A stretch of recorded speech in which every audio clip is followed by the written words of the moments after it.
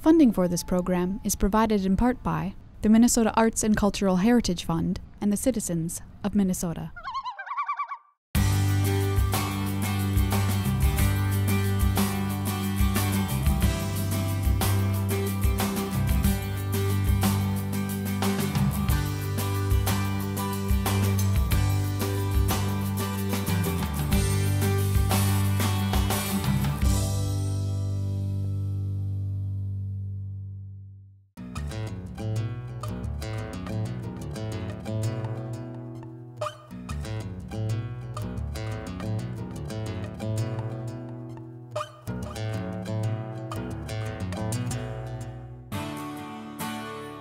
This is the third year of the Minnesota Shorts Play Festival, and what we do is we accept submissions from all over the nation. This year we had 123 submissions. We narrowed it down to the top 20 plays, and they're performed over 2 days in Mankato, Minnesota. We have different actor troupes from all over the state, so it's a big mix of comedies and big mix of dramas, and it's a really fun night. We have a bunch of various different playwrights. There's a lot that are local, there's a lot from Minneapolis, but there's also some award-winning playwrights from Florida, from California. These plays aren't longer than 15 minutes, so it isn't like a normal play where you'd spend 6 to 8 weeks learning, so a lot of these plays, they've only been rehearsing for about 4 weeks. Well, I did it because about 7 years ago, I took a class at the Loft in playwriting, and one of the projects was to write a short play. And when we were done, we were supposed to submit it to one of the festivals, and I noticed they were all on the coast. There was just one that was in Northfield, so I submitted it there, and it got in. So I went to see their festival, and it was a lot of fun, and the place was packed. And I thought, if Northfield can pull it off, Mankato can pull it off. It's important to have a short play festival simply because there's not much of a market now for telling a story concisely. There's a lot of venues where you can see a 3-hour play, but I think it takes a little more work to tell a story concisely within 10 minutes. And it's also it's just a lot more fun for me to go and see something that's short and quick, to the point, and it's very concise.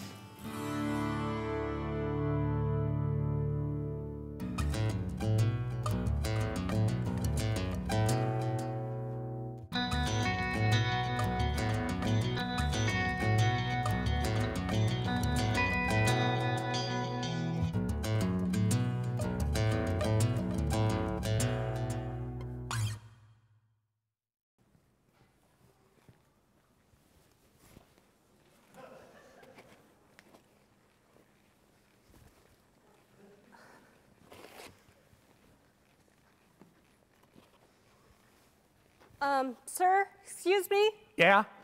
What are you doing? What? Don't you see the sign? It says, please don't feed the bears.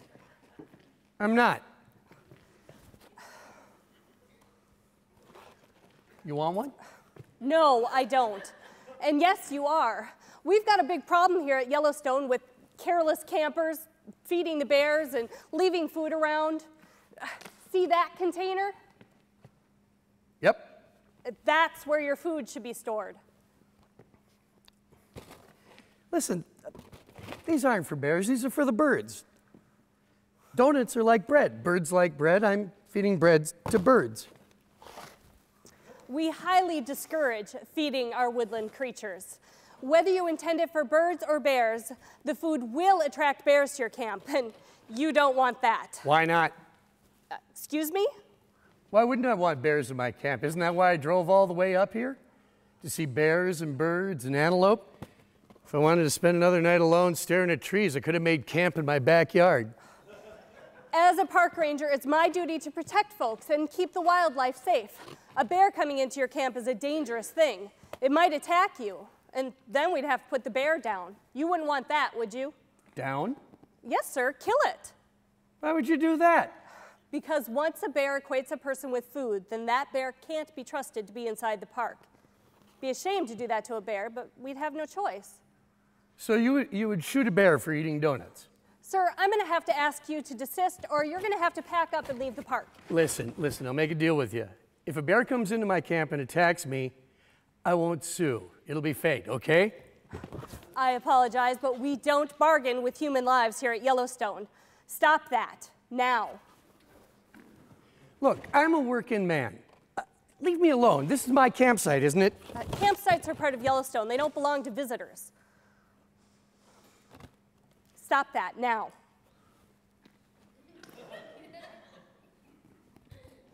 Sir, I'm not going to ask you again. You're not going to shoot me now, are you? Is that the kind of advertisement you want for this place? Old man shot and killed for eating donuts in Yellowstone? Enjoy. You have a permit for that gun, I hope. Which gun? That one, propped on the chair? That's not my gun. It belongs to my brother Wayne. Well, you need a permit to bring it into the park. I got a permit here.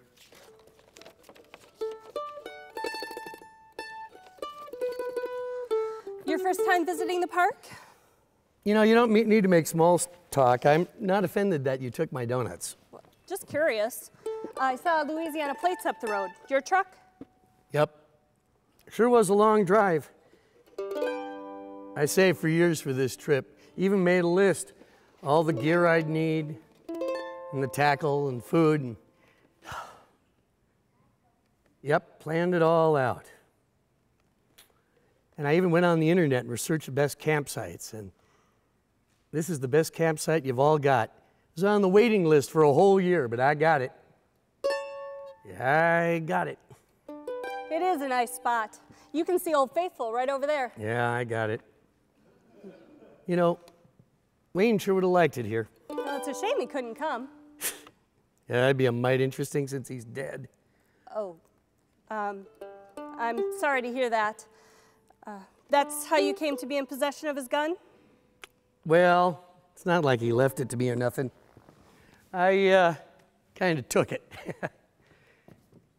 At his house after the funeral, they was all sitting around reminiscing and eating chicken pot pies, and well, I got to thinking about them blue trousers that he borrowed off me that I never got back. And well, he said they were for an interview up at the bank, like he could get a job at a bank. But I let him borrow them just the same, even though in my gut I knew I'd never see him again. So there I was at his house, just got to thinking about them blue trousers real bad. So I went up into his room, the one he used to share with Vera, started rummaging around. And well, I never did find them blue trousers, but I seen his gun there in the closet, and I took it. Carried it down, set it on the table, and waited for someone to say something to me. And no one did, not a word, no surprise there. They never say nothing to me, unless of course they want something. And they can't do enough for old Eddie.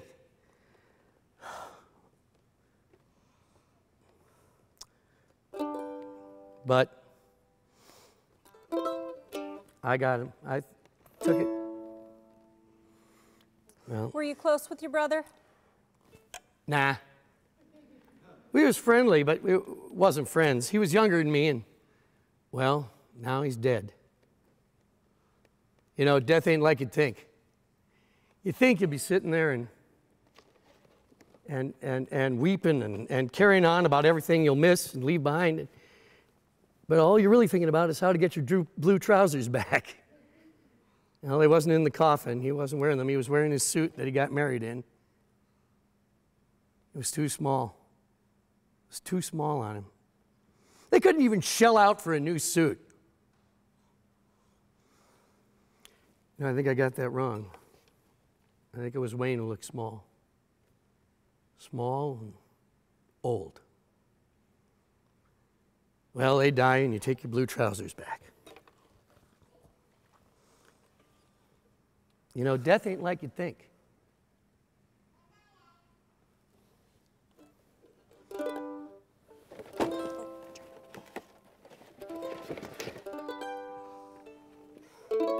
How do you like it here? This ain't the way I thought it was. I've been here 3 days, and it ain't like I thought it would be. It's too quiet. Where are all the animals? Oh. Well, most are shy of people. Bears come out once in a while. Yeah, I come all this way, and they don't want nothing to do with me neither. Perhaps you'll see some tomorrow morning. The view from your hill I ain't got to tomorrow morning, and I'll be gone by then. I just have to see a bear before I go. Oh, are you leaving tomorrow? Yeah, you could call it that. Leaving for sure. After you traveled so far? Oh, it ain't so far, I guess. Well, if you do see a bear, keep your distance. They're beautiful, but they're wild animals. I seen one in the zoo in Atlanta once. Sure would like to see one up close. They ain't small. Well, that's me. I better get going. Bye now. Remember what I told you about the bears. Keep your distance, okay? You can't trust a bear, even if they look cuddly, all right? Hey, if you come by in a couple of days and you need to move my truck, I keep the keys under the sleeping bag in my tent. Keys? Yeah, a sign over there says parking only allowed for 72 hours. So if you need to move my truck, you know where the keys are. All right, I'll remember.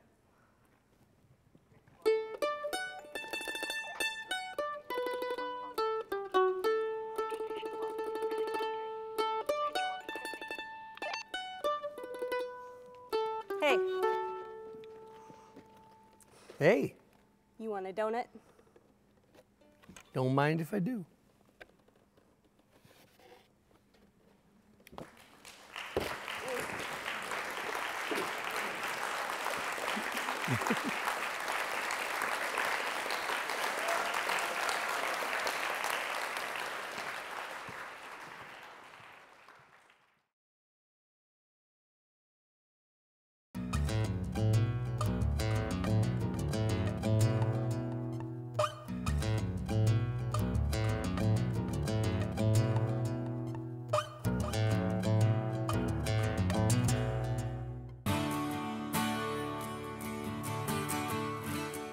These are gatherings that we try to schedule once a month, and it's an opportunity for local poets, local actors, local performing artists, performance artists as well, and musicians to come down and share basically spoken word with the community that enjoys spoken word.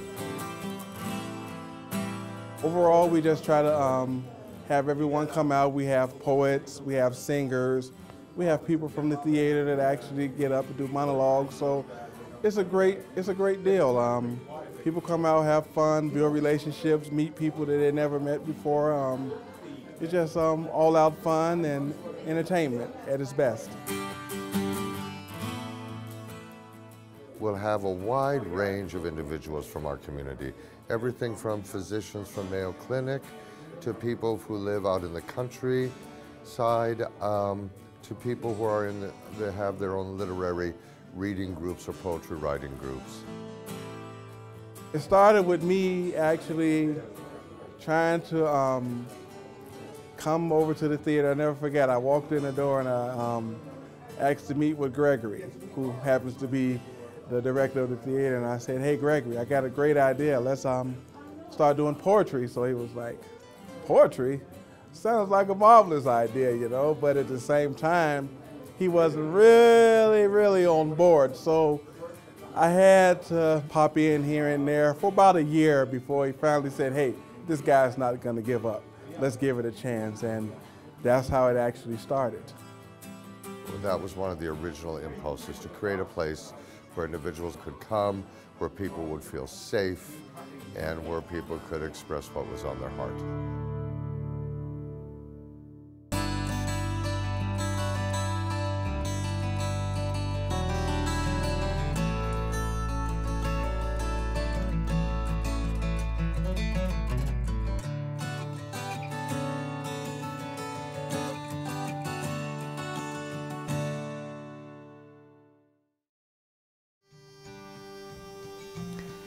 My girlfriends are so Southern.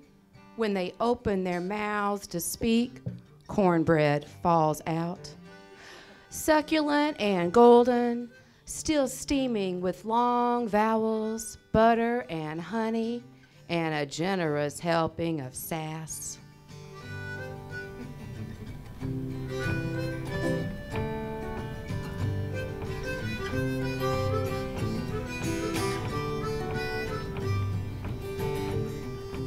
My girlfriends are so Southern, they ask for separate checks at drive-thrus, wean free drinks from waiters and bartenders, charm other people's grandmas and mean it.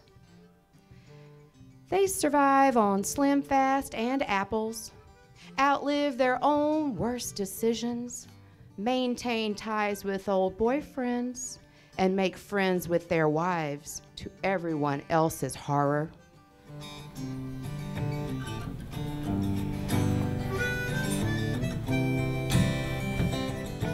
They were born in places like Catfish and Campobello, laid claim to gap-toothed grannies, hillbilly uncles, redneck weddings in trailer parks, and being the first generation not born in their house. Yet they are very New South. They run marketing departments and international sales divisions, rescue children or buy diamonds in the third world. They catch men like flies in their sharp, flinty teeth, examine them carefully before releasing them to crawl on land again. My girlfriends fry okra and squash, dip shrimp in tartar sauce, then hush their puppies, make potato salads for picnics, Jell-O molds on 4th of July, and strawberry pie anytime. Their banana puddings rise high in the oven, a cloud of whipped custard riding on top.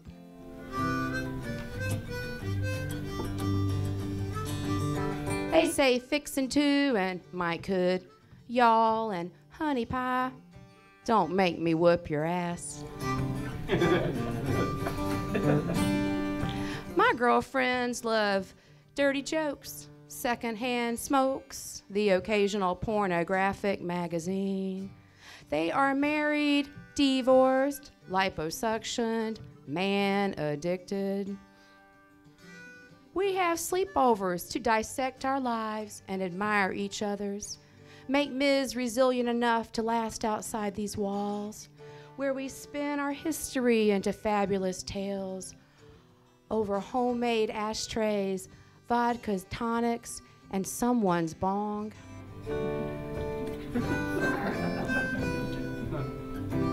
We are skinny dippers, off-time trippers, moon bathers, sun gazers, risk takers, heartbreakers, or at least that's what we tell ourselves.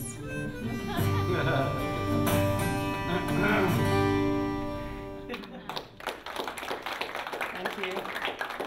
That was beautiful music, wasn't it?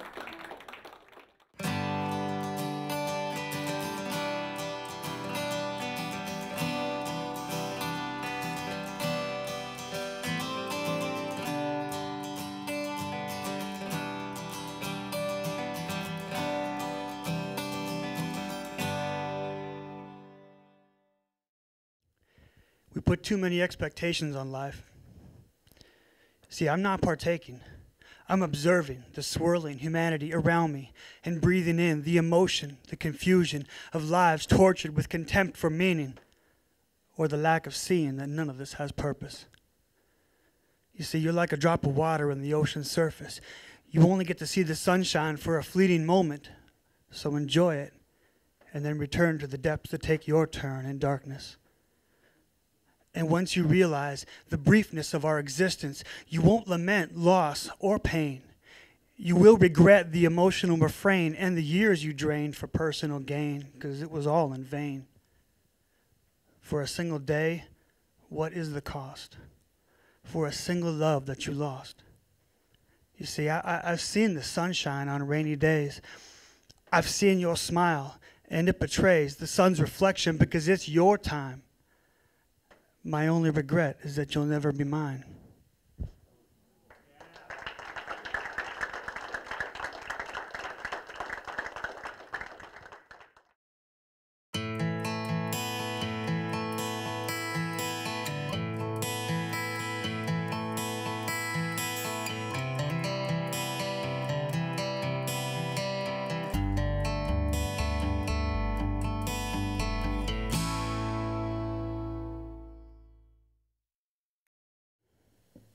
He's not there. He's not there. He's not there. Wait. Here he drives up into the ice-covered parking lot, framed by his blue Escort wagon, wearing it like a burnished halo. He smiles, a big closed-mouth, goofy smile, and I know I have one too. And whose was first? I don't know.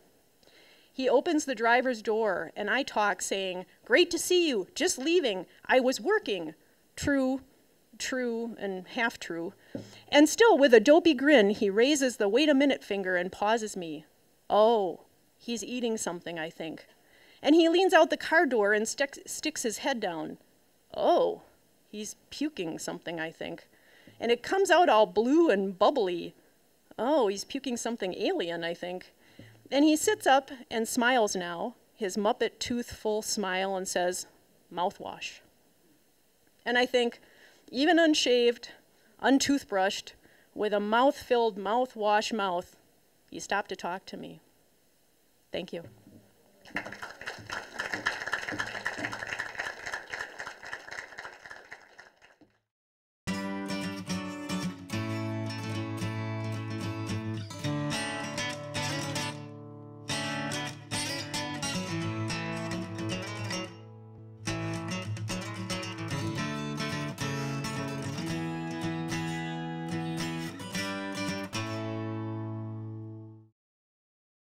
This poem has two epigraphs.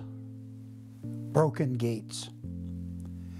Enter into his gates with thanksgiving and into his courts with praise. Be thankful unto him and bless his name. Psalm 100, verse 4. Make a joyful noise unto the Lord, all the earth. Make a loud noise and rejoice and sing praise. Psalm 98, verse 4. When I came to live here 50 years into my life, in this valley cut by the river, all I knew was wandering. But this, the driftless region, is what I breathe and drink now. Today, in bleak midwinter, the earth glazed and dreaming of the long light, my days grow short. I recall the taste of sunflower, prickly pear, and chokecherry, mint, wild licorice, and grape, the rank tastes of flood and choking wildfire. 1,000 years ago, the taste of water here, the honey in the trees, the flowers and the grasses. How the air tasted, the morning dew favored by the deer, fog on the skin, a black cap bursting on the tongue, the flesh of goat, of deer, of bear, and elk. When we were still on speaking terms with the crow, the rattler, and the coyote. Bones of our horses and dogs are buried here. We shovel the droppings from the barn and mix it with compost from our table. It takes our time, our blood, and feeds us. I know the taste of okra from the garden, sweet corn, tomatoes, and arugula, Brussels sprouts and blue Italian beans, and these stunted carrots, the soil not right, pale orange gnomes from Peer Gynt's wildest nightmares. I know apples, rhubarb, pears, and little plums. Today, I bless the fences fallen into disrepair, bless the rainwater in the cistern, bless the long throat of the well 500 feet, bless these twisted implements turned to rust, old herbs, sweat transmuted into apples. Bless the flicker, nuthatch, and the chickadee, and bless you and you and you tonight. And most of all, bless you, my son. Do not subdue and do not have dominion. You are husband to this land and steward. Enter these broken gates with thanksgiving. We have brought you the old songs tonight, if your friends and you would listen. Sing most of them the same way. Come up with new tunes for the others. Just keep them breathing. In autumn, when flocks are passing overhead, take the river and greet them with a joyful noise. For Orion at the winter solstice.